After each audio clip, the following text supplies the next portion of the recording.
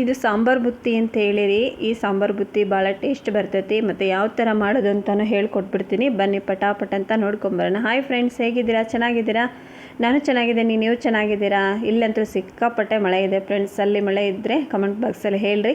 ಬನ್ನಿ, ನಾನು ಇವತ್ತು ಸಾಂಬಾರು ಬುತ್ತಿ ಮಾಡೋದು ಹೇಗೆ ಅಂತ ತೋರಿಸ್ತಾ ಇದ್ದೀನಿ. ಸಾಂಬಾರು ಬುತ್ತಿ ಸಿಂಪಲ್ಲಾಗೆ ಮಾಡ್ಕೊಂಡು ಹೋಗ್ಬೋದು ನೀವು ಎಲ್ಲಿಗಾದ್ರೂ ಹೊಂಟೆಗೆ. ನಾನಿಲ್ಲಿ ಒಂದು ಈರುಳ್ಳಿನ ಸಣ್ಣಗೆ ಹೆಚ್ಚಿ ಕಟ್ ಮಾಡಿ ಇಟ್ಕೊಂಡಿದ್ದೀನಿ. ನೆಕ್ಸ್ಟು 2 ಹಸಿಮೆಣಸಿನ್ಕಾಯಿ ಕಟ್ ಮಾಡಿ ಇಟ್ಕೊಂಡಿದ್ದೀನಿ. ಮತ್ತು ಕರಿಬೇವು, ಕೊತ್ತಂಬರಿ, ಹಸಿ ಶುಂಠಿನ ನಾನು ತುರಿದು ಇಟ್ಕೊಂಡಿದ್ದೀನಿ. ಸ್ವಲ್ಪನೇ ಇಟ್ಕೊಂಡಿದ್ದೀನಿ ನೋಡಿ ಫ್ರೆಂಡ್ಸ್. ಆಮೇಲೆ ಸಾಂಬಾರು ಪುಡಿ ಇಟ್ಕೊಂಡಿದ್ದೀನಿ. ನೆಕ್ಸ್ಟು ಹುಣಸೆ ಹಣ್ಣು ನೆನೆ ಇಟ್ಕೊಂಡು ರಸ ತೆಗೆದು ಕುದಿಸಿ ಇಟ್ಕೊಂಡಿದ್ದೀನಿ ನೋಡಿ. ನಾನು ಕುದಿಸಿ ಇಟ್ಕೊಳ್ಳಿ ನೀವು ನೋಡಿ. ನೀವು ಬುತ್ತಿ ಮಾಡೋದು 1 ತಾಸು ಒಳಗಡೆ ಹುಣಸೆ ಹಣ್ಣು ನೆನೆ ಇಟ್ಕೊಂಡು ರಸ ತಗೊಂಡು ಕುದಿಸಿಟ್ಕೊಂಬಿಡಿ. ತುಂಬ ಚೆನ್ನಾಗಿ ಬರ್ತೈತಿ ಇದು ಬುತ್ತಿ ಮಾತ್ರ. ಒಂದ್ಸಲ ಟ್ರೈ ಮಾಡಿ ಫ್ರೆಂಡ್ಸ್. ಹಿಂದಿನ ವಿಡಿಯೋದಾಗ ಹಾಕಿದ್ದೆ, ಆದರೂ ಒಬ್ಬರು ಸಿಸ್ಟರ್ ಇನ್ನೊಂದ್ಸಲ ತೋರಿಸಿ ಅಂತ ಹೇಳಿದ್ದಾರೆ, ಮತ್ತೆ ತೋರಿಸ್ತಾ ಇದ್ದೀನಿ. ನಾ ಎಲ್ಲಿಗೆ ಹೋಗಬೇಕಾಗಿತ್ತು, ಮಾಡ್ಕೊಂಡು ಹೋಗ್ತಾ ಇದ್ದೆ, ಅದಕ್ಕೆ ನಿಮಗೂ ತೋರಿಸೋಣ ಅಂತ. ಇವಾಗ ಅದಕ್ಕೆ ಏನೇನು ಮಸಾಲೆ ಬೇಕು ಅಂತಲೂ ತೋರಿಸ್ಬಿಡ್ತೀನಿ. ಮಸಾಲೆ ಏನು ಭಾಳ ಬೇಡ ಫ್ರೆಂಡ್ಸ್. ಇದಕ್ಕೆ ಸ್ವಲ್ಪನೇ ಹಾಕ್ಕೊಂಡು ಹುರ್ಕೊಳ್ಳೋಣ ಬನ್ನಿ. ಏನೇನು ಇಡ್ತೀನಿ ನೋಡಿ. ಈಗ ಸ್ವಲ್ಪ ಒಂದು ಬಾಣಲೆಗೆ ನೀವು ಒಂದು ಸ್ವಲ್ಪ ಕೊತ್ತಂಬರಿ ಕಾಳು ಹಾಕಿಬಿಡಿ. ಅದರಲ್ಲೇ ಇನ್ನೂ ಒಂದು ಸ್ವಲ್ಪ ಜೀರಿಗೆ ನೋಡಿ. ಕೊತ್ತಂಬರಿ ಕಾಳು ಹಾಕಿದ್ಮೇಲೆ ಸ್ವಲ್ಪ ಜೀರಿಗೆ ಹಾಕಿ, ಮತ್ತು ಒಂದಿಷ್ಟು ಮೆಣಸಿನಕಾಳು ಹಾಕ್ಬೇಕು ನೋಡಿರಿ. ಮೆಣಸಿನಕಾಳು ಇರ್ತಾವಲ್ಲ, ಅವನ್ನೊಂದು 6-7 ಹಾಕಿ ಸಾಕು. ಆಮೇಲೆ ಮೆಂತ್ಯಕಾಳು, ಜೀರಿಗೆ ಮತ್ತು ಕೊತ್ತಂಬರಿ ಕಾಳು, 1-4 ಲವಂಗ, ಒಂದು ಸ್ವಲ್ಪ ಚಕ್ಕೆ, ಇಷ್ಟೇ ಇದಕ್ಕೆ ಬೇಕಾಗಿರೋದು. ಇನ್ನೊಂದು ಸಲ ಹೇಳ್ತೀನಿ ನೋಡಿರಿ. ಸಾಸಿವೆ ಕಾಳು ಏನು ಹಾಕೋಕ್ಕೆ ಹೋಗ್ಬೇಡ್ರಿ. ಕೊತ್ತಂಬರಿ ಕಾಳು, ಜೀರಿಗೆ, ಮೆಂತ್ಯಕಾಳು, ಮೆಣಸಿನಕಾಳು, ಒಂದು 5 ಲವಂಗ, ಒಂದು ಸ್ವಲ್ಪ ಚಕ್ಕೆ, ಇಷ್ಟೇ ಇದಕ್ಕೆ ಹಾಕಿ ನೋಡಿ. ಇದನ್ನು ಫುಲ್ಲು ಹುರ್ಕೊಂಬಿಡೋಣ. ಸ್ವಲ್ಪ ಕೆಂಪಾಗೋವರೆಗೆ ಹುರ್ಕೊಂಬಿಡಿ. ತುಂಬ ಚೆನ್ನಾಗಿ ಬರ್ತೈತೆ ರೀ ಇದು ಸಾಂಬಾರು ಬುತ್ತಿ. ಭಾಳ ಟೇಸ್ಟೂ ಆಕತಿ. ನೀವು ಒಂದ್ಸಲ ಟ್ರೈ ಮಾಡಿ ನೋಡಿ. ನೀವೇ ಹೇಳ್ತೀರಿ ನನಗೆ ಹೌದಕ್ಕ ಅಂಥೇಳಿ. ಬೇಳೆ ಮತ್ತು ಸಾಸಿವೆ ಬುತ್ತಿ, ಮೊಸರು ಬುತ್ತಿ ಎಲ್ಲ ತಿಂದು ನಿಮಗೆ ಬೇಜಾರಾಗಿದ್ದರೆ ಈ ಬುತ್ತಿ ಒಂದ್ಸಲ ಮಾಡ್ಕೊಂಡು ತಿನ್ನಿರಿ ಅಂತ ಹೇಳ್ತೀನಿ ನೋಡಿ. ಇವಾಗ ಇದನ್ನು ಹುರ್ಕೊಳಕತ್ತೇನೆ ನೋಡಿರಿ. ನಾನು ಸ್ವಲ್ಪ ಕೆಂಪಾದರೆ ಸಾಕು ಫ್ರೆಂಡ್ಸ್ ಇದು ನೋಡಿ. ಇವಾಗ ತೆಗಿತಾ ಇದ್ದೀನಿ. ಸ್ವಲ್ಪ ಆರಕ್ಕೆ ಇಟ್ಬಿಡೋಣ ಇದನ್ನು ನೋಡಿ. ಆರಕ್ಕೆ ಒಂದು ಪ್ಲೇಟ್ನೊಳಗೆ ಇಟ್ಬಿಡಿ. ನೀವು ಬೇಕಾದ್ರೆ ಮಿಕ್ಸಿ ಒಳಗಾದರೂ ಮಾಡ್ಕೊಬೋದು, ಅಂದರೆ ಕುಟ್ಟೋ ಕಲ್ಲಿದ್ರಾದರೂ ಕುಟ್ಟೋ ಕಲ್ಲೊಳಗಾದರೂ ಕುಟ್ಕೊಬೋದು. ನಾನು ಇಲ್ಲಿ ಕುಟ್ಟೋ ಕಲ್ನಾಗ ಕುಟ್ಕೊಳ್ತಾ ಇದ್ದೀನಿ, ಯಾಕಂದರೆ ಚೆನ್ನಾಗಿ ಬರ್ತೈತೆ ಅಂಥೇಳಿ. ಬಿಸಿ ಇರುವಾಗಲೇ ನೀವು ಸ್ವಲ್ಪ ಬಿಸಿ ಇರುವಾಗಲೇ ಹಾಕ್ಕೊಂಡ್ರೆ ಬೇಗ ಸಣ್ಣಾಗಿ ಬಿಡ್ತೈತಿ. ಕುಟ್ಟೋ ಕಲ್ನಾಗ, ಮಿಕ್ಸರ್ ಜಾರ್ನಾಗ ಅಂದ್ರೇ ಸಣ್ಣ ಆಕೈತೆ, ಆದರೆ ಇದರಷ್ಟು ಅದಕ್ಕೆ ಟೇಸ್ಟ್ ಬರಲ್ಲ ಅಂಥೇಳಿ ತೋರ್ಸಕತ್ತೀನಿ ನೋಡಿ. ಇವಾಗ ನಾನು ಕುಟ್ಕೊಳ್ತಾ ಇದ್ದೀನಿ. ತುಂಬ ಚೆನ್ನಾಗಿ ಬರ್ತೈತೆ ರೀ ಇದು ಸಾಂಬಾರು ಬುತ್ತಿ ಮಾತ್ರ. ನೀವು ಹೇಳ್ತೀರಿ ನಂಗೆ ನೋಡಿ. ಇವಾಗ ನಾನು ಸಣ್ಣಗನ ಪುಡಿ ಮಾಡಿ ಇಟ್ಕೊಂಬಿಡ್ರಿ. ಈ ಥರ ಕುಟ್ಟೋ ಕಲ್ಲಿದ್ರೆ ಕುಟ್ಟೋ ಕಲ್ನಾಗ ಕುಟ್ಕೊಳ್ರಿ. ಇಲ್ಲಾಂದರೆ ಮಿಕ್ಸರ್ ಜಾರು, ಸಣ್ಣ ಜಾರ್ ಒಳಗಾದ್ರೂ ನೀವು ಪುಡಿ ಮಾಡ್ಕೊಳ್ರಿ. ನಾನು ಈ ಕುಟ್ಟೋ ಕಲ್ಲೊಳಗೆ ಪುಡಿ ಮಾಡ್ಕೊಳಕತ್ತೇನೆ ನೋಡಿರಿ. ಬೇಗ ಸಣ್ಣ ಆಗ್ತೈತೆ ರೀ. ಸ್ವಲ್ಪ ಬಿಸಿ ಇರುವಾಗಲೇ ಹಾಕ್ಕೊಂಬಿಡ್ರಿ, ಬೇಗ ಸಣ್ಣ ಆಕತಿ. ನೀವು ವಿಡಿಯೋ ಸ್ಕಿಪ್ ಮಾಡ್ದಂಗೆ ನೋಡಿದರೆ ಗೊತ್ತಾಕತ್ತೆ ರೀ. ವಿಡಿಯೋ ಸ್ಕಿಪ್ ಮಾಡ್ದಂಗೆ ನೋಡಿರಿ, ನಂಗೆ ಸಪೋರ್ಟ್ ಮಾಡಿರಿ ಅಂತ ಕೇಳ್ಕೊಳಕತ್ತೀನಿ. ಯಾರಿಗೆಲ್ಲ ಸಾಂಬಾರು ಬುತ್ತಿ ವಿಡಿಯೋ ಇಷ್ಟ ಆಗಿರ್ತೈತಿ ಕಮೆಂಟ್ ಬಾಕ್ಸಲ್ಲಿ ಹೇಳ್ರಿ ಹೇಗಿತ್ತು ಅಂತ ನೋಡಿ. ಇವಾಗ ಸಿಂಪಲ್ಲಾಗಿ ಸಾಂಬಾರು ಬುತ್ತಿ ಮಾಡೋದು ಹೇಗೆ ಅಂತಲೂ ತೋರಿಸ್ಕೊಡಕತ್ತೀನಿ. ನೀವು ಒಂದ್ಸಲ ಟ್ರೈ ಮಾಡಿ ಫ್ರೆಂಡ್ಸ್. ಆ ಬುತ್ತಿ ತಿಂದು ನಿಮಗೂ ಬೇಜಾರಾಗಿರ್ತೈತಲ್ವಾ, ಮತ್ತು ಈ ಬುತ್ತಿನ ಒಂದ್ಸಲ ಮಾಡಿ ನೋಡಿರಿ. ಇವಾಗ ನೋಡಿರಿ, ನಾನು ಸಣ್ಣಗೆ ಇದನ್ನು ಪುಡಿನೂ ಮಾಡಿಕೊಂಡೆ. ಈಗ ಇದನ್ನು ಒಂದು ಪ್ಲೇಟಿಗೆ ಹಾಕ್ಕೊಂಡ್ಬಿಡ್ತೀನಿ ನೋಡಿರಿ.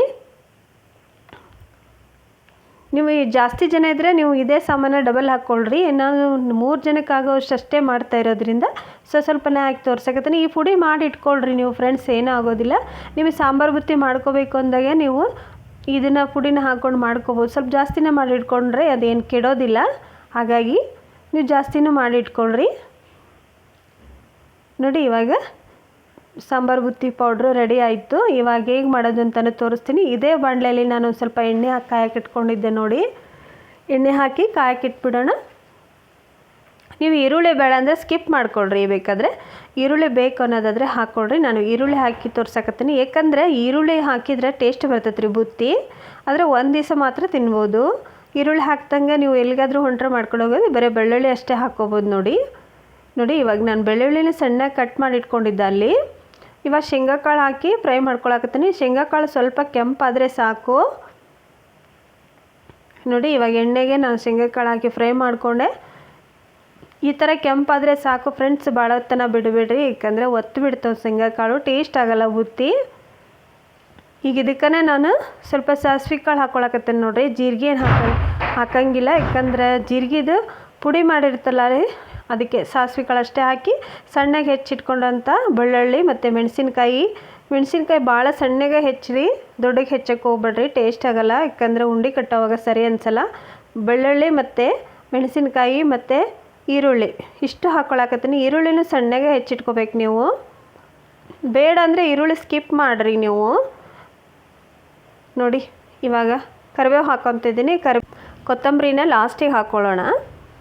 ನೋಡಿ ಇಷ್ಟು ಶೇಂಗಾ ಕಾಳು ಮತ್ತು ಸಾಸ್ವೆ ಕಾಳು, ಸಣ್ಣಗೆ ಹೆಚ್ಚಿಟ್ಕೊಂಡಂತಹ ಈರುಳ್ಳಿ ಮತ್ತು ಬೆಳ್ಳುಳ್ಳಿ, ಹಸಿಮೆಣಸಿನ್ಕಾಯಿ, ಕರಿಬೇವು ಇಷ್ಟು ಹಾಕಿ ಫ್ರೈ ಮಾಡ್ಕೊಂಡಾದ್ಮೇಲೆ ಅದಕ್ಕೆ ನಾವು ಹುಣಸೆ ಹಣ್ಣು ಕುದಿಸಿಟ್ಕೊಂಡಿರ್ತೇವಲ್ಲ, ಹುಣಸೆ ಹಣ್ಣಿನ ರಸನ ಇದರಲ್ಲೇ ಹಾಕ್ಬಿಡೋಣ. ನೀವು ಬೇಕಾದರೂ ಅಂದರೆ ಅನ್ನದಲ್ಲೇ ಹಾಕ್ಬೋದು, ಆದರೆ ಇದರಲ್ಲೇ ಹಾಕಿದರೆ ಚೆನ್ನಾಗಿ ಬರುತ್ತೆ ನೋಡಿ ಫ್ರೆಂಡ್ಸ್. ಇವಾಗ ಇದನ್ನು ಹಾಕ್ಕೊಂಡ್ಮೇಲೆ ನಾನು ಆಗಲೇನು ಪೌಡ್ರ್ ಮಾಡ್ಕೊಂಡಿದ್ನಲ್ಲ, ಸಾಂಬಾರು ಬುತ್ತಿ ಪೌಡ್ರು, ಅದನ್ನು ಹಾಕ್ಕೊಳಕತ್ತೀನಿ ನೋಡಿರಿ.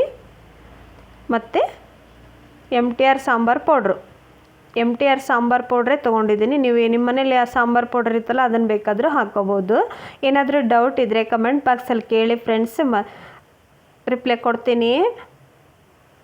ಇವಾಗ ನೋಡಿರಿ, ಇದನ್ನು ಸ್ವಲ್ಪ ಕುದಿಯೋಕೆ ಬಿಟ್ಬಿಡೋಣ. ಇದಕ್ಕೆ ಸ್ವಲ್ಪ ಟರ್ಮರಿಕ್ ಪೌಡ್ರ್ ಅಂದರೆ ಅರಿಶಿನ ಪುಡಿನೂ ಹಾಕ್ತಾಯಿದ್ದೀನಿ ನೋಡಿ. ವಿಡಿಯೋದಾಗ ಏನಾದರೂ ತಪ್ಪು ಇದ್ದರೆ ಕ್ಷಮಿಸ್ರಿ. ಮತ್ತು ವಿಡಿಯೋ ಹೆಂಗೆ ಬರ್ತಾವೆ ಅಂತಲೂ ನಂಗೆ ಕಮೆಂಟ್ ಬಾಕ್ಸಲ್ಲಿ ಹೇಳಿ. ಲೈಕ್ ಮಾಡಿ ಫ್ರೆಂಡ್ಸ್, ಪ್ಲೀಸ್ ಸಪೋರ್ಟ್ ಮಾಡಿ ಇನ್ನೂ ನನಗೆ ಅಂತ ಹೇಳ್ತಾ ಇದ್ದೀನಿ. ಮತ್ತು ಸ್ವಲ್ಪನೇ ಚಿಲ್ಲಿ ಪೌಡ್ರ್ ಹಾಕ್ತಾಯಿದ್ದೀನಿ ನೋಡಿ, ಖಾರ ಪುಡಿ ಹಾಕ್ತಾಯಿದ್ದೀನಿ ನಾನು. ನೀವು ಬೇಕಂದರೆ ಹಾಕ್ಕೋಬೋದು, ಸ್ವಲ್ಪ ಖಾರ ಇರಲಿ ಇನ್ನೂ ಸ್ವಲ್ಪ ಅಂಥೇಳಿ ನಾನು ಖಾರದ ಪುಡಿನ ಹಾಕ್ತಾಯಿದ್ದೀನಿ. ಹಾಕಿದರೆ ಟೇಸ್ಟ್ ಬರುತ್ತೆ, ಹಾಕ್ಬೋದು ಫ್ರೆಂಡ್ಸ್ ನೀವು. ನೋಡಿ ಇಷ್ಟೇ ಸಾಮಾನದಲ್ಲೇ ನಾವು ಸಾಂಬಾರು ಬುತ್ತಿ ಮಾಡ್ಕೊಂಡು ತಿನ್ಬೋದು. ಅಂದರೆ ಈಸಿ ಆಗುತ್ತೆ ಫ್ರೆಂಡ್ಸ್ ಇದು. ನೀವು ಎಲ್ಲಿಗಾದರೂ ಹೊಂಟಾಗೆ ಬೇಗನೆ ಮಾಡ್ಕೊಂಡು ಹೋಗ್ಬೋದು ಇದನ್ನು.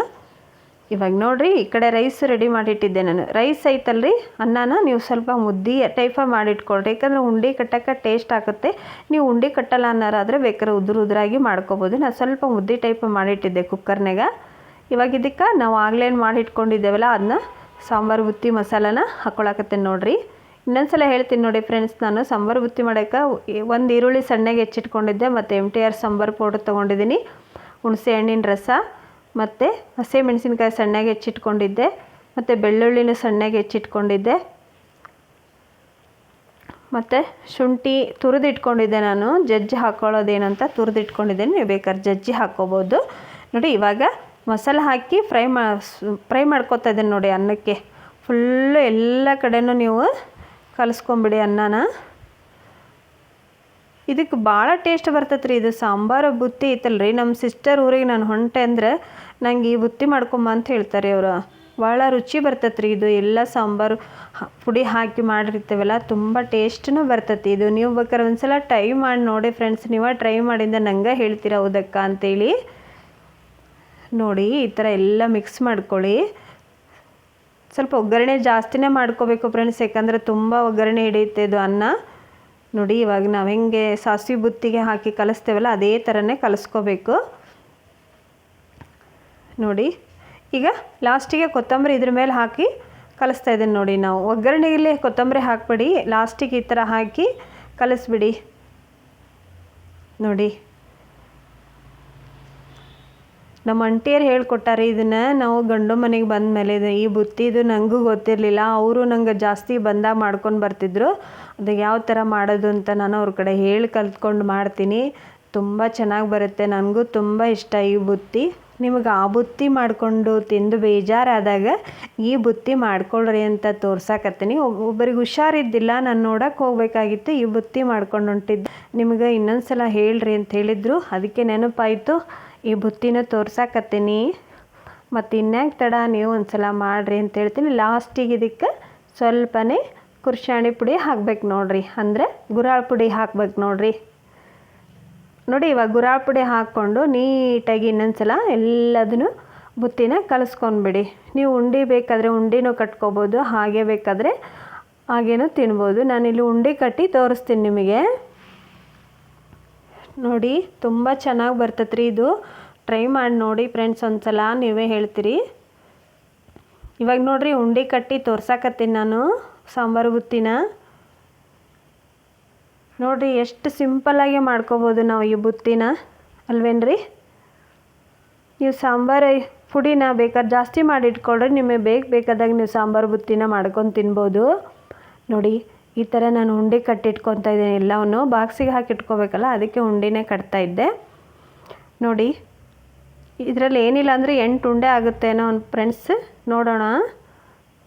ನೋಡಿ 7 ಉಂಡೆ ಆಗಿದೆ. ನಾನು ಮಾಡಿರೋ ರೆಸಿಪಿ ಇಷ್ಟ ಆದರೆ ಪ್ಲೀಸ್ ಫ್ರೆಂಡ್ಸ್ ಲೈಕ್ ಮಾಡಿ, ಕಮೆಂಟ್ ಮಾಡಿ. ಮತ್ತೆ ಸಿಗ್ತೀನಿ. ನಾನು ಮಾಡಿರೋ ಸಾಂಬಾರು ಬುತ್ತಿ ರೆಸಿಪಿ ಇಷ್ಟ ಆದರೆ ಲೈಕ್ ಮಾಡಿ ಫ್ರೆಂಡ್ಸ್. ಮತ್ತು ಹೇಗಿದೆ ವಿಡಿಯೋ ಅಂತ ಕಮೆಂಟ್ ಬಾಕ್ಸಲ್ಲಿ ಹೇಳಿ. ಏನಾದರೂ ತಪ್ಪಿದ್ರೆ ಕ್ಷಮಿಸ್ರಿ ಅಂತಲೂ ಕೇಳ್ತೀನಿ. ಏನಾದರೂ ಡೌಟ್ ಇದ್ದರೆ ಕಮೆಂಟ್ ಬಾಕ್ಸಲ್ಲಿ ಕೇಳಿ ಫ್ರೆಂಡ್ಸ್. ಮತ್ತೆ ಸಿಗ್ತೀನಿ. ಪ್ಲೀಸ್ ಲೈಕ್ ಮಾಡೋದು ಮರಿಬೇಡಿ. Bye friends.